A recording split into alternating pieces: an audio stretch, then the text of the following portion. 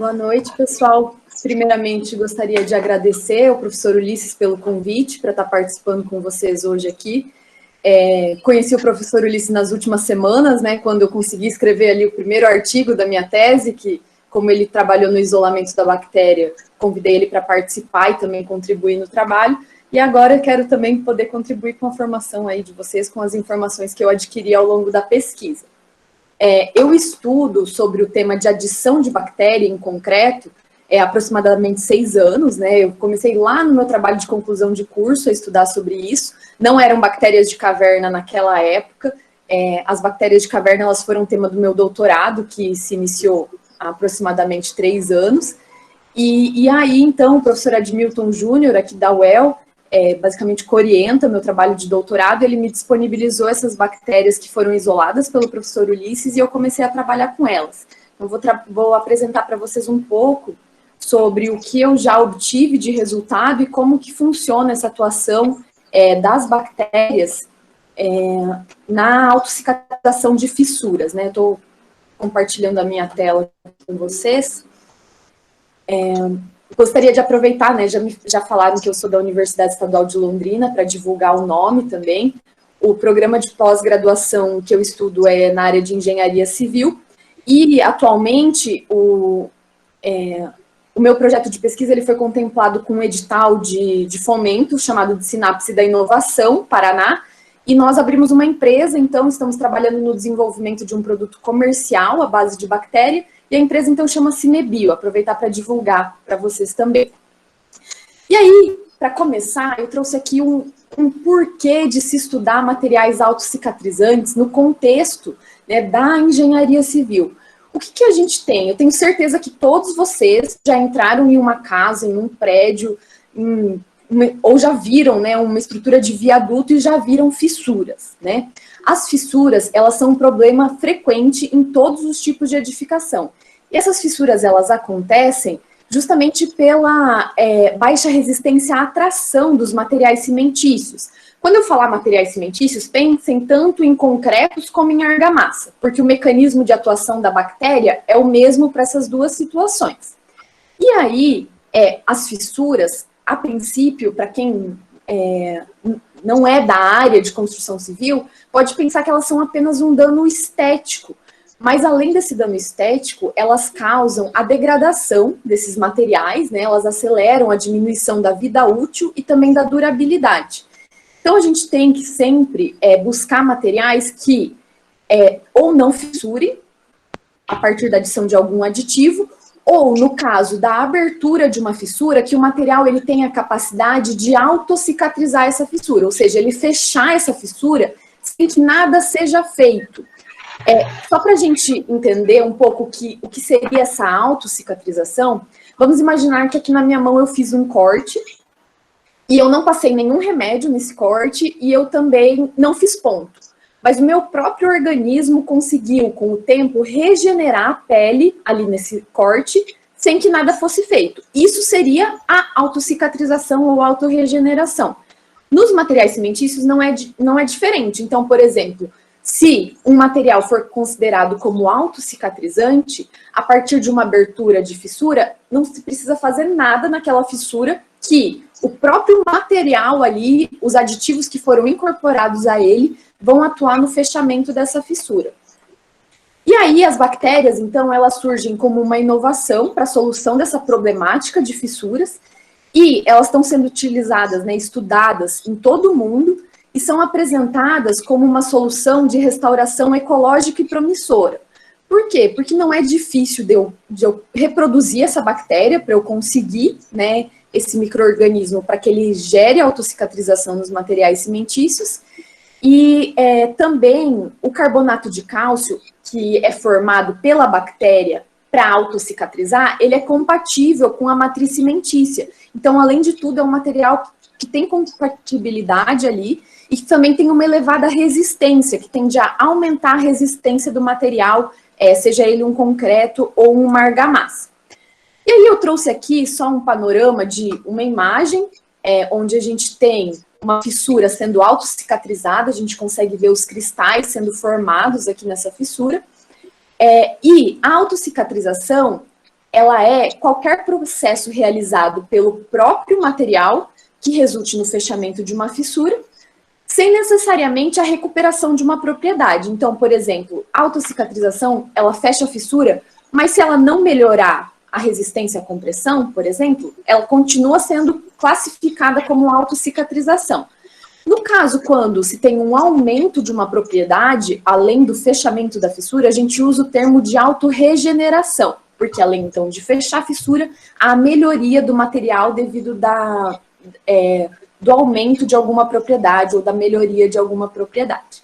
E esse fenômeno nos materiais cimentícios, ele é natural. Então, os materiais à base de cimento, eles têm uma característica natural de autocicatrização.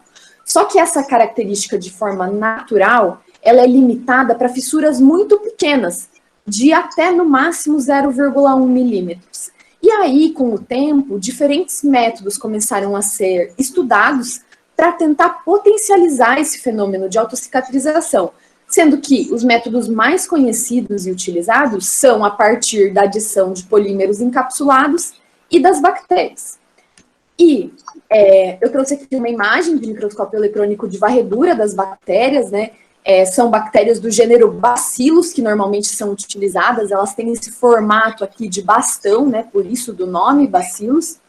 E elas são aplicadas, né, nos materiais para autocicatrização, como eu disse, a partir de precipitação de cristais, que são, na sua grande maioria, cristais de calcita, né, que são cristais de carbonato de cálcio. E aí, nesses últimos anos, começou a se estudar e a se falar muito do potencial das bactérias de caverna nessa formação cristalina, né, como o professor Ulisses até comentou, de calcário, e aí começou a se pensar no seguinte, bom, se eu pegar, já foi comprovado que a bactéria ela consegue autocicatrizar fissuras em concretos e argamassas, mas o que pode acontecer se eu pegar uma bactéria, por exemplo, que ela já está acostumada a participar dessa formação, se ela já está habituada a formar esses cristais, eu posso, de fato, ter uma potencialização dessa autocicatrização nos materiais cimentícios, o que é muito bom. E aí existem alguns porquês de se estudar a adição das bactérias aos materiais cimentícios. O primeiro deles é que elas são muito facilmente encontradas. Citamos as cavernas, mas também existem bactérias no solo, no ambiente, né? Em todos os ambientes, basicamente, existem bactérias, então é fácil de encontrar. Principalmente as do gênero Bacillus, que são as mais aplicadas nos estudos de autocicatrização. Outro ponto que é muito relevante é que essas bactérias, para que elas sejam aplicadas nos materiais cimentícios, elas precisam ser álcali resistentes.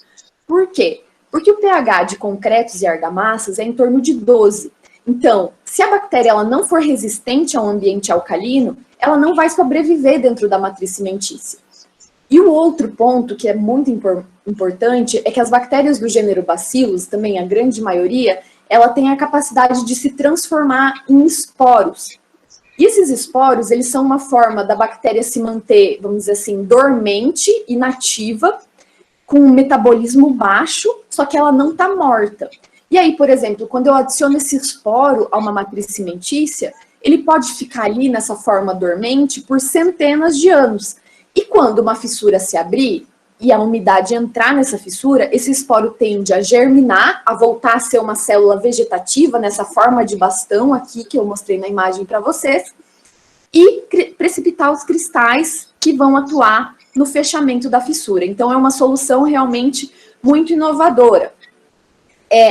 O primeiro artigo publicado, só para vocês terem uma ideia, na área de autocicatrização, foi em 2001, só que já faz bastante tempo, né, se a gente for ver, só que aplicações em escala real, as primeiras foram em 2017 na Holanda e agora em 2019 na Bélgica. Então, as aplicações em construções reais são realmente muito novas, né? Justamente porque existe uma grande gama de bactérias que podem atuar e a gente trabalha aí com uma área multidisciplinar onde você precisa de profissionais de diversas áreas, né?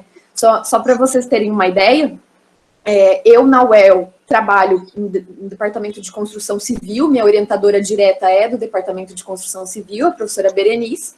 A gente trabalha em conjunto com o professor Admilton Júnior, o professor Gerson Nakazato e a professora Renata Kobayashi, que são também do Departamento de Microbiologia. A gente trabalha com o pessoal do Laboratório Multiusuário para fazer análises na UEL, e também com o Laboratório de Física. Então, olha só, um trabalho, né, uma aplicação das bactérias de caverna que envolve aí vários profissionais de diferentes áreas para que a gente consiga entender como essa autocicatrização acontece e tentar potencializar, né, ela para que ela feche fissuras cada vez maiores. E aí, existe duas formas de adicionar as bactérias ou os esporos às argamassas e concretos. Por que eu coloquei aqui nos slides os esporos? Eu, particularmente, só trabalho com adição de esporos em concretos e argamassas. Por quê? Porque se eu adicionar uma célula, uma bactéria em célula vegetativa, lá naquela forminha de bastão, quando eu colocar ela junto com cimento, areia e brita para misturar, a célula com certeza vai se romper, se eu não proteger ela de nenhuma maneira. Então, o esporo, por ser mais resistente, essa ruptura no momento da mistura não acontece. Então, eu por esse problema. E eles podem ser adicionados, então, de duas formas. No momento da mistura, então, imaginem lá uma betoneira fazendo uma mistura de concreto. Na água que eu vou colocar naquele concreto, eu coloco os meus esporos em uma concentração que eu conheço, tá? Então, essa é uma forma de adição. E a outra forma é por imersão ou aspersão, que daí, passando o slide aqui, é considerado um tratamento de superfície e não uma autocicatrização. Por que existem esses dois mecanismos? Bom, porque a autocicatrização, ela funciona apenas para construções novas, onde eu vou adicionar a bactéria naquela matriz no momento da mistura.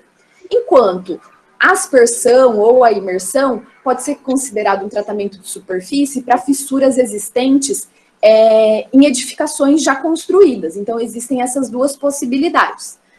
Eu trouxe aqui uma imagem só de um experimento que eu fiz em uma parede argamassada, onde com 28 dias, borrifando uma solução bacteriana aqui com a bactéria de caverna, a gente viu que em um mês, as partes destacadas aqui pelas flechas, que são as partes mais de menor espessura da fissura, essa foto é do antes, opa, desculpa, passei sem querer, e a de baixo é do depois. A gente consegue ver uma formação esbranquiçada aqui, onde nas menores espessuras, em um mês, a fissura já foi fechada. Aqui um exemplo de tratamento de superfície, então. Depois eu vou mostrar para vocês sobre autocicatrização, que é o que eu foco mais nos meus estudos. Em ambas essas situações, o que fecha a fissura é a precipitação de cristais de carbonato de cálcio. E quando a gente aplica as bactérias aos materiais cimentícios, essa precipitação ela pode acontecer a partir de 3 mecanismos diferentes. O primeiro deles é a partir da hidrólise da ureia, onde a bactéria ela precisa produzir uma enzima específica, que é uma enzima chamada urease, para precipitar os cristais de carbonato de cálcio. A grande desvantagem desse mecanismo é que para cada mol de carbonato de cálcio precipitado, são liberados 2 mols de amônio, que é uma carga de nitrogênio ali que não é satisfatória a um material cimentício, pode inclusive acelerar a sua degradação. Opa. Passei sem querer, desculpa. Outra forma é a redução biológica de nitratos, né, onde não há uma liberação de um produto prejudicial, né, ao material cimentício, e a oxidação de compostos orgânicos a partir do contato com o pH alcalino, que é o que eu estudo mais, onde a bactéria utiliza alguma fonte de matéria orgânica e cálcio para precipitar os cristais de carbonato de cálcio. Então, esses são os 3 principais mecanismos, né, aplicados aqui aos materiais de construção.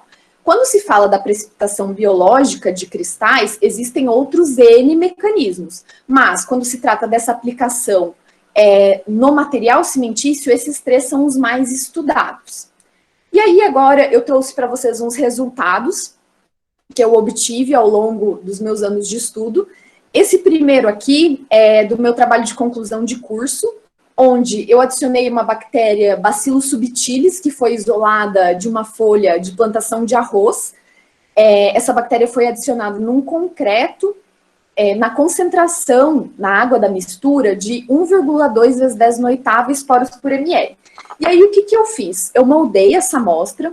Depois de 7 dias, a gente chama isso de período de cura, né? Então, depois de 7 dias que eu moldei essa amostra, eu encaminhei ela para uma prensa, apliquei uma carga até que uma fissura se abrisse. Uma fissura aqui, no caso, de 0,2 milímetros. Então, eu fissurei no 7º dia. No 8º dia, eu levei essa imagem para uma lupa e fiz a análise semanalmente, acompanhando sempre o mesmo local da fissura. E aí, muito interessante que, na semana seguinte, eu já vi uma formação de cristais na fissura. A gente consegue ver uns pontinhos escuros ainda, né, onde a fissura ela não foi fechada em toda a sua profundidade, mas depois, no 22º dia, a gente já vê esse fechamento total. E aí eu fui acompanhando até 43 dias. Então, eu vi, no meu trabalho de conclusão de curso, um fechamento de uma fissura de 0,2 milímetros que, em 15 dias, já estava quase toda fechada. Depois disso, no mestrado, eu estudei e vi que vários autores falavam que a concentração de 10 na quinta era ideal para se ter uma maior autocicatrização. Então, eu diminuí a concentração e eu fiz a fissura de uma maneira diferente. Eu coloquei uma placa metálica para simular essa abertura, só que daí eu observei, além de que a espessura foi maior, eu observei que fazendo a fissura dessa maneira, a parede da fissura, ela ficava muito lisa, e aí os cristais eles não conseguiam aderir a fissura para autocicatrizar ela. E isso acontece porque a fissura desse jeito que eu fiz na época, ela não é uma fissura real. Porque quando se tem uma fissura real, ela é como se fosse um V. Na borda, você tem uma espessura maior e essa espessura vai diminuindo na sua profundidade. E quando essa fissura se abre, você tem poros ali. E os cristais ficam aderidos nesses poros. E nesse caso, eu não consegui ver a autocicatrização justamente por essa forma que eu induzi a fissura.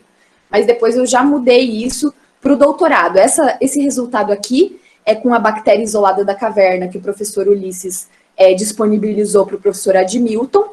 Então, eu tenho aqui algumas imagens para mostrar para vocês da referência, que seria a minha argamassa, sem a adição de bactéria, e com a adição de uma concentração de 10 na sétima células, esporos, desculpa, por ml, onde a fissura, em 28 dias eu já vi que ela diminuiu, e aos 63 dias eu vi que ela foi basicamente toda fechada, o que é muito interessante, né, de se analisar.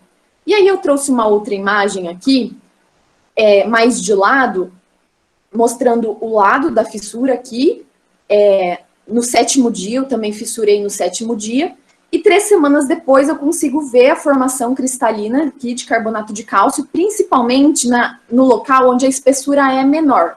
E aí, eu vou fazer um teste aqui, eu vou parar de apresentar e eu vou trocar minha câmera, porque eu trouxe, deixa eu só fazer um teste aqui, eu trouxe umas amostras para vocês verem. Então, deixa eu alterar minha câmera aqui.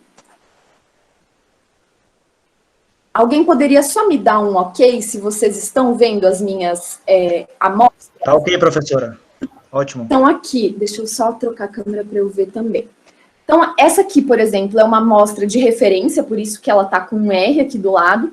Vou aproximar um pouquinho para vocês verem a fissura. Deixa eu apontar, que às vezes a resolução não fica muito legal. Aqui está a fissura da amostra de referência, né? A fissura ela está aberta, ela tem uma espessura pequena.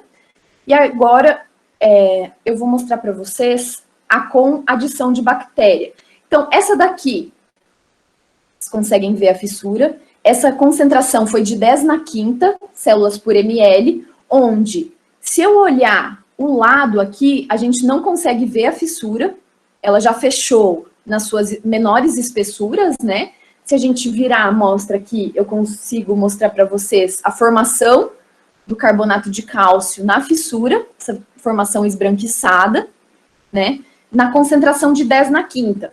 E o que eu observei que, diferente de várias pesquisas, para a bactéria que eu uso, que é essa bactéria de caverna que a gente chama de L13, a maior concentração, a concentração de 10⁷, foi a que fechou a fissura, que é essa amostra aqui.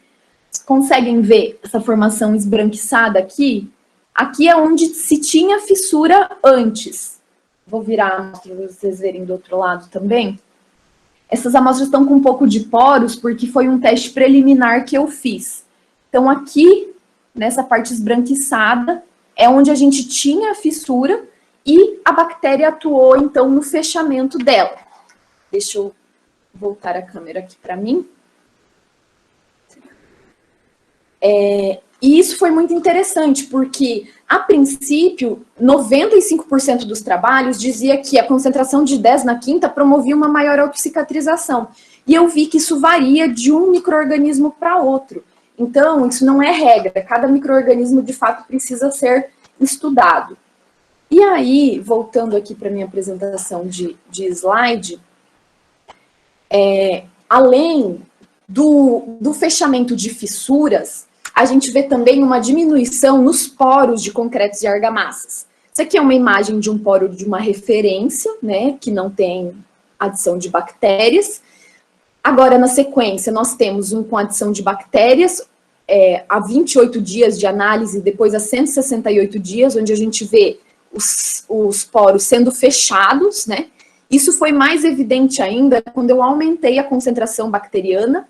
No caso, essa imagem aqui é com a concentração de 10⁵, e essa aqui é com a concentração de 10⁷, onde a gente conseguiu ver que os cristais, eles são precipitados da superfície do poro para o seu interior. Então, com o tempo, a bactéria ela vai diminuindo também o tamanho dos poros. E por isso que ela também resulta no aumento da resistência à pressão de concretos e argamassas.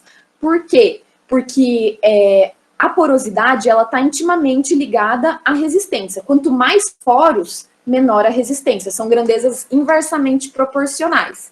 Então, outro ponto que se tem é o aumento da resistência. E aí, então, as principais vantagens, para encerrar a minha fala, em relação à adição das bactérias em materiais cimentícios. O primeiro ponto principal é relacionado à autocicatrização de fissuras. Depois, nós temos também a diminuição da porosidade, que nos leva a um aumento de resistência à compressão. E nós também, com essa utilização, nós estamos confeccionando materiais mais duráveis, o que é uma grande vantagem. E aí, queria só deixar que ainda existem muitos desafios nessa área, né? Para estudarmos, existem várias coisas que a gente ainda não entende completamente, mesmo com vários anos de pesquisa, mas que a pesquisa avança sim. E foi muito interessante começar a trabalhar com esses micro-organismos de caverna e entender um pouquinho mais, né, a partir da palestra do professor Ulisses, sobre essas cavernas e como esses micro-organismos agem. Então, deixar aqui meus agradecimentos e vou passar a palavra ao professor Ulisses. Muito obrigada pela oportunidade.